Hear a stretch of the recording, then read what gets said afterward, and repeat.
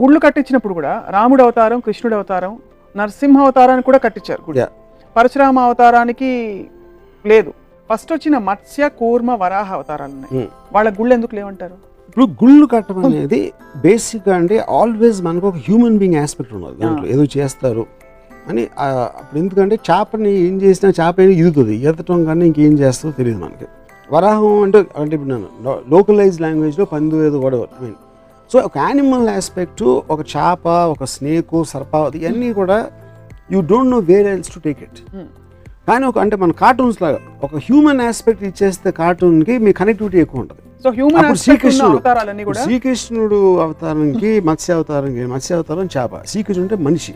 అప్పుడు ఎలా ఉంటాడు, ఏం చేశాడు, తను పొద్దున్న లేచి ఎవరికి పుట్టాడు, ఎలా పెరిగాడు, బాల్యం, తర్వాత ఏం చేశాడు, ఇవన్నీ ఉంటాయి. కాబట్టి మీకు కనెక్టివిటీ అనేది జరుగుతుంది ఎక్కువ, which is the reason why human shapes అనేది ఇంపార్టెంట్ అక్కడ.